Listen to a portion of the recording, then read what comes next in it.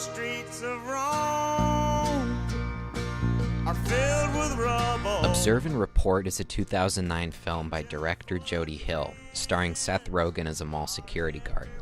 It may be the most underappreciated and socially relevant American comedy of the 21st century. This film is no Paul Blart. It's brutal and vicious and lets nobody off easy. And I think it perfectly encapsulates the mindset of the infamous American responsible for the shooting death of Trayvon Martin, George Michael Zimmerman. In this essay, I want to talk about how Ronnie Barnhardt, played by Seth Rogen, is a dead ringer for Zimmerman, how these men share the same psyche and are subject to the same desires and motivations. I think it's important to talk about this because there's still a lot we can learn from the Zimmerman case. It's a case that's embedded itself into the American consciousness. Not a police shooting of an unarmed black man goes by that we aren't reminded of the life-altering altercation between Zimmerman and Martin. I'm not going to talk too much about the hotly contested details of that night. If you want to learn more about it, I encourage you to do so elsewhere. But here I want to talk about why what happened that night happened.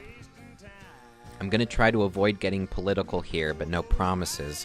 It's an inherently thorny subject, and I'm bound to piss some people off. It's worth noting that Observe and Report came out a full 3 years before the Trayvon Martin incident, which just makes it scarier how prescient it is. Now, with all that out of the way, please join me for this character exploration of Ronnie Barnhardt and George Zimmerman. First, a little background on the movie. Ronnie Barnhardt is the head of mall security at the Forest Bridge Mall. It's a made-up title, but a title nonetheless. I'm here with Ronnie Barnhardt, one of the security guards here at the mall, who can cut. hopefully... You fucked up, ma'am. I'm the head of mall security. You should do that again and say it right. He's got an obsession with the hot babe in cosmetics, Brandy, and he's got the case of a lifetime as he works on bringing a flasher to justice. He's a racist. What's up, Saddam? And a sexist. Ronnie's got a lot of anger bubbling inside. Take this scene where he brutalizes a manager for mocking his crippled employee. You can't come back here. Oh, get in there! No, get in there! Get in there! You like making fun of people? I know! He's also got a hankering to be a police officer, something that proves to be a bit of a challenge given his psychological issues. So at this point in my life, I just really feel like I could destroy some motherfuckers.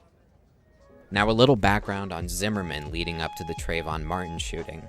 Zimmerman was an auditor by day and the self-appointed neighborhood watch captain by night. He had an interest in law enforcement and was working on his associate's degree in criminal justice. He's had a lot of issues with domestic violence and regular violence, including shoving an undercover alcohol agent, leading to required anger management classes. He's threatened people and used racial slurs, and he's been accused of since bragging about the 17-year-old he shot and killed. Do these two sound similar yet? I want to talk about what drives these two men. Yes, it's a desire for power, but I think above most it's a desire to be recognized, to rise above the mediocrity of their everyday lives. Sometimes this desire is so strong that they ignore the advice of those higher up than themselves. Are you following him? Yeah. Okay, we don't need you to do that. Okay. Zimmerman's self-appointed title as neighborhood watch captain points to a deep-seated arrogance. In 2015, he retweeted a photo of Trayvon Martin's slain body posted by another Twitter user who had the caption, "Z-Man is a one-man army." Now, Zimmerman claims that he didn't see the photo, just the caption, but it still helps elucidate Zimmerman's attitude about himself. He sees himself as a veritable wrecking squad, just like Ronnie. He's a sworn protector, even if that protection is misguided. Are you following him? Yeah. Okay, we don't need you to do that. Okay. Now the million-dollar question. Why did Zimmerman proceed to follow Martin even though the police told him not to? His decision to follow Trayvon Martin that night came, I believe, from a need to prove himself. Why do I believe this? Because Ronnie Barnhardt is the same way.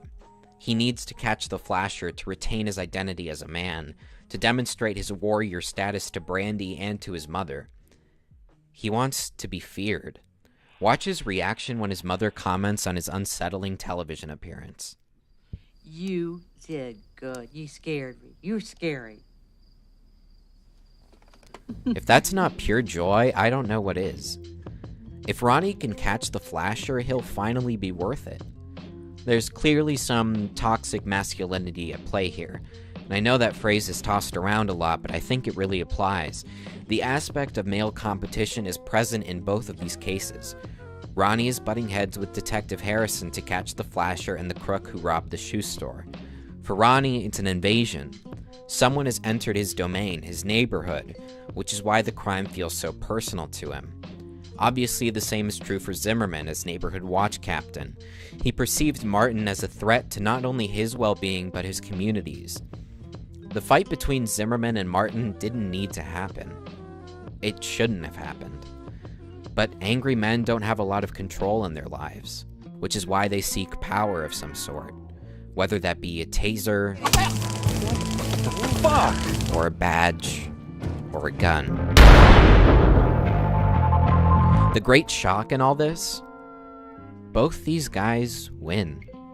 Ronnie catches the flasher, gets his job back, and wins the girl. Right over there? Zimmerman gets a verdict of not guilty, and he's free to commit more domestic violence, use more racial slurs, and auction off the gun that he used to kill Trayvon Martin.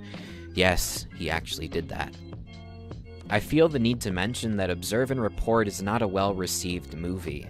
It's got a 5.8 on IMDb and a 38% audience score on Rotten Tomatoes. If I could postulate for a second, I think it's because most people know a guy like Ronnie. A sort of weird, unhinged guy who could explode at any second. I think he feels way too familiar to laugh at. It's uncomfortable. And at least for me, Ronnie is reminiscent of another weird, unhinged guy who did explode on that crisp Floridian night of February 26, 2012.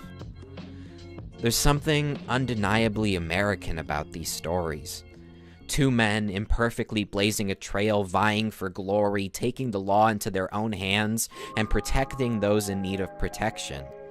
I think that's the reason the Zimmerman case is so controversial. Because Zimmerman is in many ways a vigilante. Some people even view him as a sort of superhero, a la that Z-Man is a one-man army tweet. Now, I don't know exactly what went down on that night. Nobody does. But a 17-year-old lost his life. We should all mourn that loss, regardless of your politics. In the last frames of Observe and Report, Ronnie Barnhardt fires a revolver in our direction. Ronnie's aiming at all of us, the weak, the unremarkable, the ordinary. There's a lot of fucked up people out there. People who haven't been brought to justice. And I think Ronnie's right.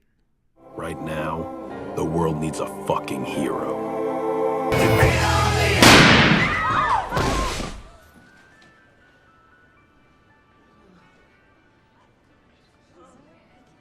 But dear God, I hope it's not him.